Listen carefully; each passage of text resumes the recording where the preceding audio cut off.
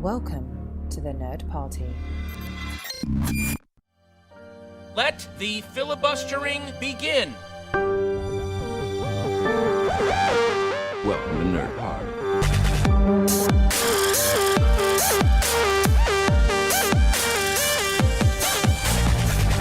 Hello and welcome to Filibuster here on the Nerd Party Network, and our coverage of the Edinburgh Film Festival rumbles on. Up to date is a bumper set of interviews for the film I highlighted in our preview episode of my most anticipated film, Calibre. It's sold out here at the festival and will be dropping onto Netflix next week on the 29th. Trust me, this is a Netflix movie that you won't want to miss. I'm joined first by writer and director and Edinburgh legend Matt Palmer. We'll hopefully have an extended interview with him next week as well, so keep an eye out for that one. Actress Kate Bracken, actor Martin Mccann, and finally we've got the legendary Tony Curran. But be wary of some spoilers that come up in our discussion together between me and Tony, so I've put them last so you can tune back in next week after you've seen it at the festival or on Netflix. So, a little bit about Calibre. Two lifelong friends, one of them played by former Filibuster guest Jack Lowden, head up to an isolated Scottish Highland village for a weekend's hunting trip. But nothing can prepare them for what follows, and I'm going to leave it at that. The less you know going in, the better. So hope you enjoy our interviews with all four of the people involved. It was a real pleasure to sit down and talk with them about this movie that I'm just so excited for everyone to see and be able to talk about with. Enjoy the episode. Congratulations, Matt. I'm a fan of your all-night horror madness event, so I remember the event where it's like, there's not going to be one next year, I'm off to make a movie, and it's like, can't wait to see when that comes around, and here it is. I got an out, it's world premiere Edinburgh, it's coming, it's like, wow. And I saw it the other day, and it was incredible. What's been the journey for you from going from, like, because I can imagine you as someone that's got like 1,000 ideas for movies that you want to do. How did you settle on this one idea and create this movie? Well, I don't have 1,000 ideas, that's the thing, you know, like it was actually...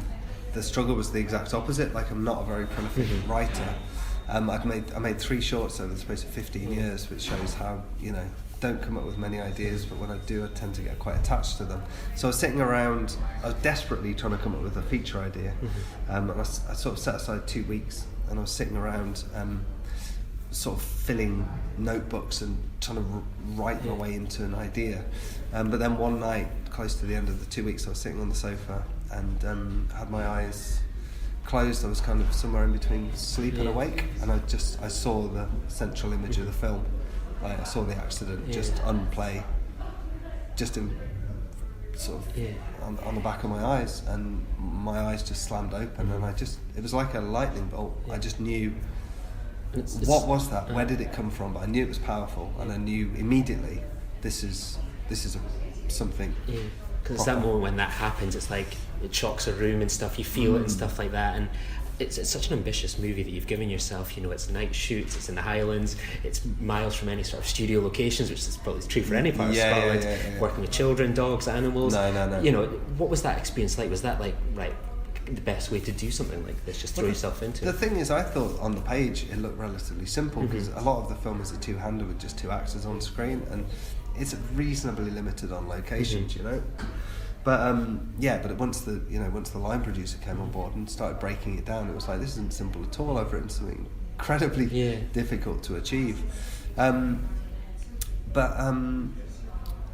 think to some extent I just didn't have any choice with this one. Like, once the idea came into my head, it just got its hooks into me. I mean, I was developing the script for 7 years.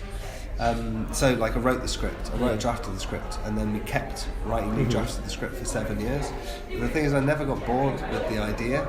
And so that's when I started feeling like I was onto something. Is, you know, if I'm still excited by the story the way I was when I first came up with the idea, and we're 7 years down the line, there must be something to this story that's worth telling. And how does it feel kind of now? Tonight's your world premiere, it's you going to be watching your own movie, you're bringing something to Edinburgh and stuff like that. It's pretty surreal. It feels a little bit like the first day on set, which was kind of a little bit like an out-of-body experience, you know? It's hard to grab this moment. It's really important that I do, but it's quite surreal. You know, you sort of wait for months for this day to arrive, and then suddenly it's probably going to be out of your hands come next week. It's all around the world and stuff like that. It must feel surreal to be like, it's not many people get the opportunity to put a film out like that? No, I mean the Netflix thing is just, it's insane. I mean, there's 120 million subscribers they have, and some of the countries it's it's going to be going to the Cayman Islands, it's going to be going to like Iceland. Think of all these completely isolated, completely exotic countries that it's going to be like. Is there any worries that it might miss that audience vibe of when certain things happen, you can feel something in a room? Is there any worries we think, that might not translate? Well, of course, I mean that's the thing that's absolutely great about screening at Edinburgh, because it's going to be really exciting to see the film in a cinema, in a full cinema with an audience. But the thing is, the film has gone out as a link to a lot of UK and American producers, because I got signed up to a couple of agents off the back of it. And the thing is that the response from those producers makes it clear that it works on those terms. Do you know what I mean? Yeah. So that's very reassuring. And it is, when you make something, you're just looking to connect with the biggest possible audience. And this is an insanely large audience through Netflix. So I feel like a big audience tonight when you're watching it at 2 sellout events. No, that's going to be great too. I mean, the combination of Edinburgh and Netflix is just, I think it's just an absolutely perfect launch for the film. It's really exciting. Well, I wish you all the best with it, and we're all rooting for you. And good luck. It's a real honour. It's a pleasure to talk to you today. So, how did you become involved with this project? Matt, I think, approached my agents. I think he'd seen me in Being Human, that I did a few years ago, and I was really fortunate enough that he offered me the part, which doesn't really ever happen unless you're a big star. So it was a real privilege, really, to kind of to read it and then come on board and talk about being in something like Being Human and Misfits. It seems almost like a million miles away from the rough and tumble, the Scottish Highlands.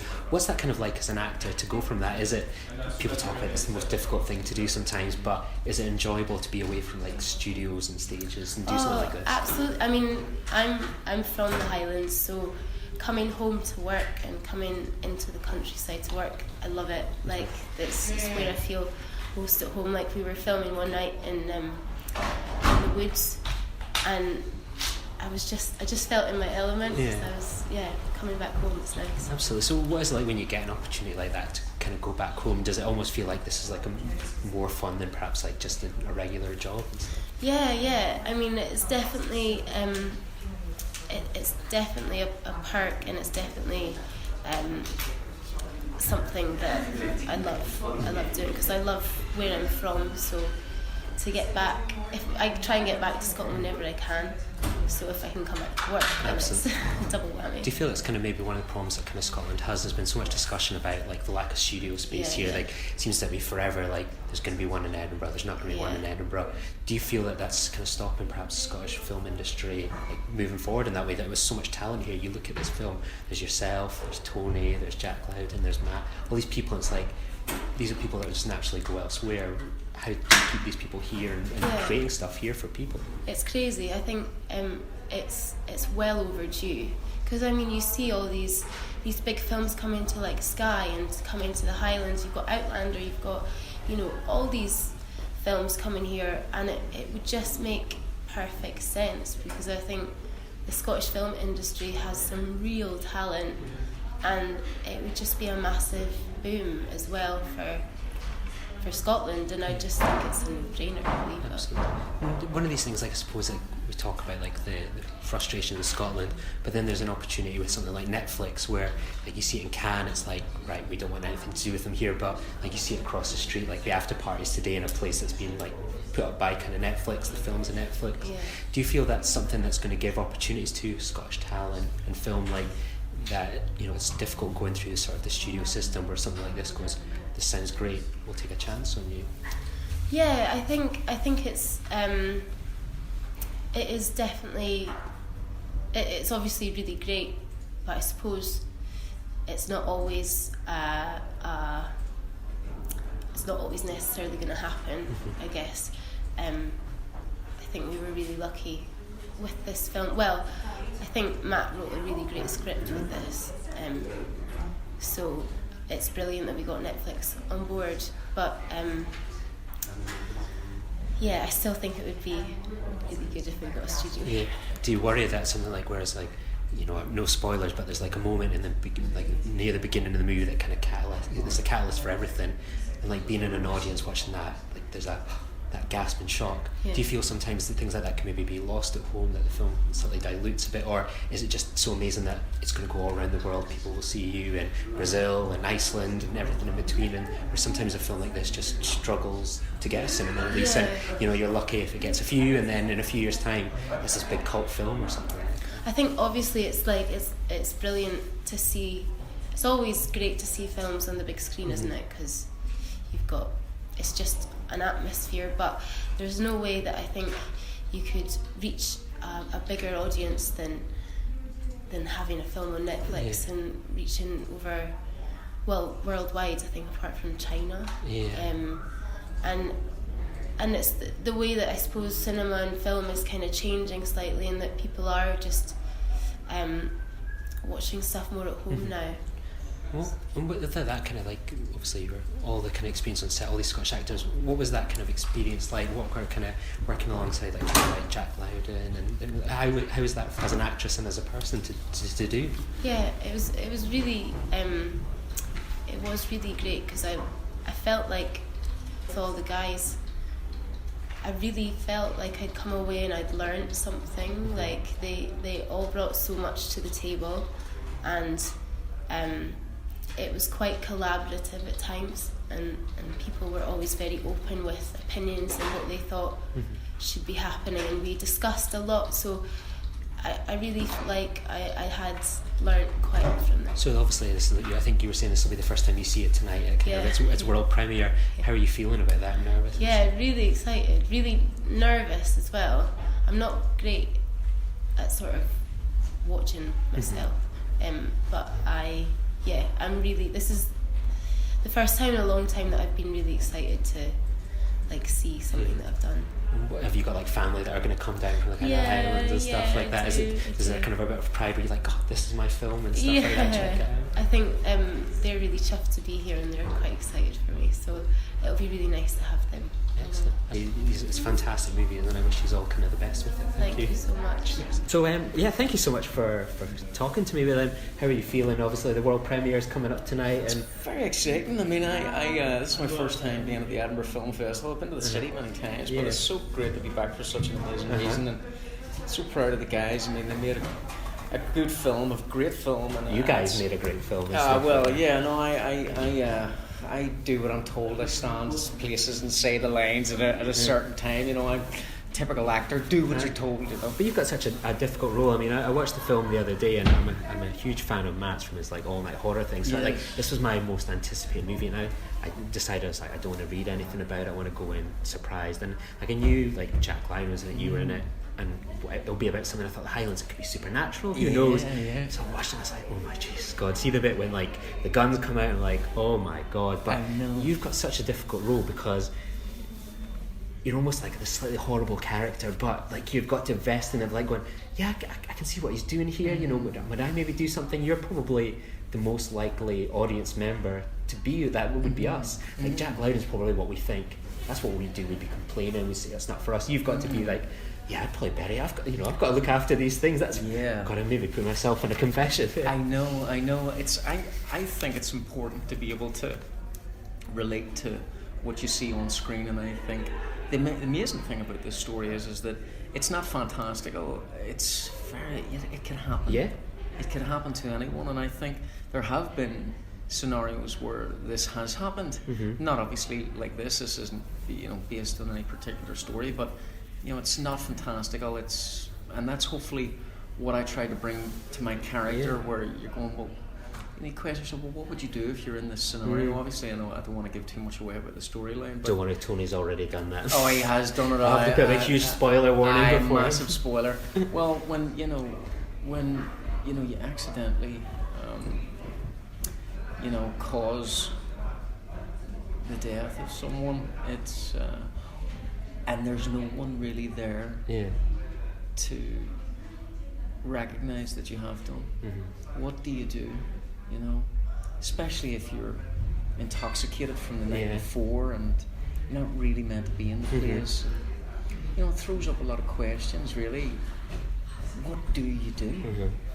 And I think that'll be the most interesting thing Absolutely. for people watching the film, just to really ask themselves truly, how would I react? And I think that's the thing you take. I mean, that's why you almost become this character. It could be so easy to paint you as like this pantomime villain, but it's like you are probably the closest reality to what most of us would do. And stuff. Yeah, I think it's just the nervousness, and also their age. Mm-hmm. You know, they're still young and a little bit green, and they're at that age where, and not that it's any particular age, but it's just they've got a lot of other things going on in their lives. You know, Vaughn's just starting a family. Mm-hmm. Marcus is worried about work and just by default a little bit selfish anyway and self-obsessed, and I think that a lot of people would do the same. Yeah, I think a lot of people want to, you know, excuse the quote, bury the truth. Yeah. And I think with this, like, you and Jack have such a great relationship as like on scene, and I think the whole cast of you. What was it like to be involved with such a Scottish crew and cast? Like, you know, you see you guys in the corridors here. It's like catching up. Like, I always watch this movie and thinking like, God, it must have been tough, but so much fun to go off to the Highlands and make this. Well, I think I mean, there really is something in the term Celt, because you know, obviously I'm a Celt, and everybody that worked on this film are Celts, you know, whether it's Scottish or Irish. And this was essentially a Scottish film, and I just connect. I mean, the Scottish and the Irish just connect. So I felt very welcome, and I felt like I was at home. Yeah. And I was lucky that I got to do it with Jack Lowden, because I really do think he's Scotland's most gifted young actor. I mean, he's a fiercely gifted young actor, and I really do think he's a star. And he was like a brother to me on this gig, you know, because we were very close, and he made the whole experience, you know, much more fun. And then you had the crack from Tony and Cammy and Cal, and you know, just we had such crack, and we were like brothers on this job, and that's what you really need when, you know, it's you're in the Highlands and it's winter time and it's cold. And logistically, it's very difficult to make a film like this in such a remote location, and you know, a lot of night shoots, and you know, quite a serious subject matter. So you need camaraderie, and you need the companionship of your fellow actors. Yeah. So obviously, this is going to go all around the world. Like next Friday, like you know, 100 million people or whatever could access it. I know, it's crazy. What do you feel and stuff like that? Like you see things like the film festival in Cannes, they're like, we don't want Netflix. Whereas here in Edinburgh, like we embrace it. Like the after party tonight is in an area that's getting funded by Netflix. You know, their Netflix films are being shown here. What do you sort of think the relationship is between sort of film and Netflix? Is it kind of good or? Well, it's interesting. I think there are certain types of films that you know, just belong in the cinema, and you know, the cinema. I believe in the cinema, and the cinema. I don't think the cinema is going to die, but I think the industry is changing, and I think there is a place for both cinema and Netflix. I would like to see more lower budget, independent art house films make it onto the cinema screen, but unfortunately, the appetite for those films in the cinema has waned because of, you know, your tentpole movies like Marvel blockbusters, and you know, people go to the cinema now for an event, you know, like Star Wars and Marvels, and I think that that's nobody's fault. It's certainly not Netflix's fault, and I think that Netflix at the minute is really saving these films from dropping out of existence. So I think that Netflix is doing a good thing at the minute, but also, you know, people are now used to being, you know, watching any film they want when they want, you know. So it's with everything in life that's good. It's a double-edged sword, but I do think that for films such as Calibre and other films all around the world that people deserve to see and deserve to be seen, I think Netflix has really given them a second breath. Because you can see this being like a word of mouth hit, something like that. You can see it being in the cinema for a few weeks, people like myself and others going, oh my god, you've got to go see this film, and then maybe it won't have that time schedule, and then years later it's going to be people watching it on TV and DVDs. If your film isn't huge and doesn't make huge numbers, it'll drop out of the cinema after a week, you know. And And that's the sad fact of the matter, but it is true. Whereas Netflix will give it a sustained life, and it'll be able to be seen and eventually garner word of mouth. Absolutely. Well, good luck with the premiere tonight, and all the best in the future. Thank you. Cheers. Very Thank much. you. Lovely to meet It's been you. a real pleasure. Thank You you. too. Pleasure to talk with fellow Celtic fan and Go stuff on, like that. God, So they're everywhere. I know. Well, it's because you're back in Scotland now, and you're more. Yeah. Likely. But how does it feel to be back home and promoting a Scottish film that you're involved in? It's really lovely. I just flew in today from New York, but and I got back. I was doing a gig here last year for a few months, and I left. And when I came back to Glasgow, I was like, oh, it's very hot in New York right now. So the kind of overcast nature of Glasgow suited me. I was like, oh, this is lovely. And then I got driven through to Edinburgh, and then Edinburgh's like, it's a heat on wave. fire. It's fantastic. I was turning up to an interview earlier with the worst hay fever in the Really? world. I was Oh like, God! I'm like a bag of snot. There's no more beautiful city than Edinburgh when the sun shines. Apart from Glasgow, obviously. Of course. No, but it's lovely you come back and well, Kate will tell you. I mean, sometimes you do. I'm referencing my co-star here. When you do an independent film, whether the script is interesting or there's different aspects of it, and sometimes they tend to kind of disappear. Mm-hmm. So sometimes, or maybe it wasn't one's best effort, but then I was very buoyed and sort of happy to find out that this was going to be received at the festival, and then it's going to be on Netflix to a couple of 100 million people if they want to. How does that kind of feel then, like to be involved in a project where you think you're probably in the Highlands, in the mud and stuff, thinking this feels quite intimate, and then next week it's going to be literally all around the world tonight. People are going to be all eyes on you. No, it's because any actor will tell you, you want no matter what they say. Yeah, you do your work, your labour, and you go to your premiere, or whatever, you put on your suit or your dress. You think back to long nights in the snow when it's rather cold, trying to work on moments in the story and make bring it off the page, even as lovely as it was written by Matt, but make something more, even more of what's on the page as the characters become. You try to bring them to life. So and especially I like working in the UK and to work in Scotland with a group of Scottish actors. Obviously Martin's from Belfast, but he's a token Scot. But a sort of British whole crew. It was a lot of fun.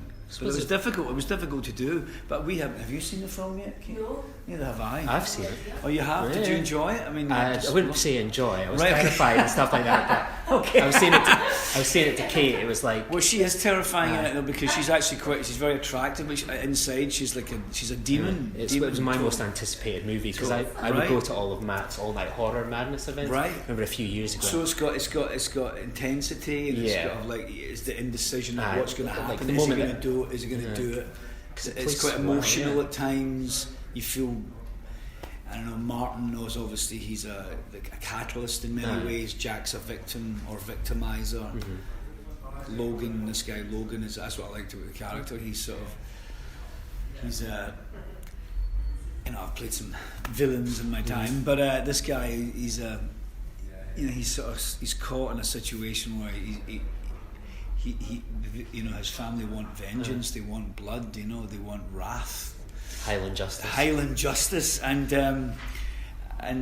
I guess this character Logan is trying to reason with them somehow, sort of, because it's like the story is very much to do about something that can happen in life, it's sort of an accident, like what happens in the film, and then how do you react to what happened? Obviously, Martin, the way his character reacts is quite extreme, but trying to get away with it. But the truth will out, and obviously in the end that's what happens. But I like to think about Logan. He's torn whether we can't kill these people because you've got to be intimidating, but then you've also got to command kind of the respect of these people. And you're not someone that ever, you don't rule by a smack. It's it's the simple words. It's like, absolutely. Leave it to me. Yeah, and obviously Ian Perry's character, he's a lovely actor, very strong. He's got that sort of energy and the bloodlust in his eyes, and we're sort of family, and it's like, and it's blood's thicker than water, or is it? And then you're like, how do I deal with this? He's just a raging bull, and he wants an eye for an eye. Someone has to suffer for what happened, especially the young boy. Or my brother-in-law was killed as well. But it's like, that's what I enjoy. That's what I found challenging. Is trying to find the balance between him, man's inhumanity to his fellow man, and this is what's going on here. And I think there's one point where I lose it. I scream at him. I hope it's. I don't know if I kept it, but it's a moment of like pure frustration because you've put me in this position. Yeah. I kind of liked you. I like these boys, and then all of a sudden this horrific incident happens, and now are we going to bury it? Or are we going to report them to the police? So I mean, there's so many different dynamics going on. I guess when you say I don't know if I enjoyed it. I mean, some films are. It's not like it's black, it's white. I enjoyed it. I didn't enjoy it. That's what's so great about it. So it's like it pulls you in, but also because you enjoy it as a movie. You think that is a fantastic piece of thing. But the experiences, and I think that's the hardest thing to do, is to see when you make a movie and you're sitting there thinking, I almost can't wait for this to end. That just palatable relief of like, that you almost feel like you're rooting for people. He's done his job. Then we've done our job. Because it's so hard to do. Like, who do you root for? Do you root for Jack? I guess you do root for Jack. Kind of do and stuff. I interviewed him last year, so he's a nice guy. So I quite like him to survive. Yeah, no, of course, yeah. But the shot at the end with Martin, I mean, I can't remember how it ends, yeah, I'm glad people enjoy it. Oh yeah. I'm so excited for people to like to see it and feel that it's going to go around the world. It's good. You can understand us. Hopefully, with a bit of clarity. Oh yeah. And if anyone needs any translation, I'll pour myself out. Put on some. Oh, good. Well, it's good to see a little British Scottish film out there. Does it make a nice change from because you do so many big. Things like LA Confidential coming up. Well, you've been killed by Jack Bauer. You've been in Marvel things. Jack Bauer. What does it feel like to kind of do something where it's like there's no studios? You're kind of out there in the Scottish Highlands. That must be a nice change. It's very raw, and I think that rawness of the landscape and the subject matter and the actors that are around you, is of great help, and wonderful collaborators on this as well. Everybody, nobody was. There was no bad ideas, It was just like, no. What do you think of this? Do you try that? What if you? And then, do you feel throw your hat in the ring, as it were. But no, I think that sort of helped. Sort of. But I think the beginning part of it was Matt's scripts, which was very good, and. You see these characters had they all had a drive, but they also had it was a very much torn individuals. No matter what the outcome would be at the end of the film, there would be Do you feel it would not sit easy with any of these people, Do you feel like with this, obviously it's going all around the world, do you feel like there's a lot of pressure as it like you're almost flying the flag, it's predominantly Scottish written, Scottish directed, Scottish cast. Do you feel a bit of pressure like that, or flying the flag, it's like, oh, here we go, this is what Scotland can do, it's not just an Avengers movie? I've never really thought of it like that though. I mean, I guess there's pressure sometimes when you're on set and trying to make something work, but I've never really particularly nervous about going to see the film, because I think I'm kind of excited to see it, because it seems to have a lot of people see a lot of films, a lot of journalists, and they kind of, and they're like, oh, okay, well, what we got here, and sometimes I read a lot of scripts and some of them aren't very, they don't move me, or they don't talk to me, as it were, and a lot of people see a lot of films, but it's refreshing for people to respond to the film, So no, I don't feel. Should I feel nervous? No, you should feel nervous probably watching it, but you should be feeling nervous. My mother will be sitting next to me, maybe she'll be. Perfect, but good luck with everything tonight and stuff like that. And a real pleasure. Come on the hoops. Come on the hoops. Go. Join the revolution. Join the Nerd Party. Welcome to Nerd Party.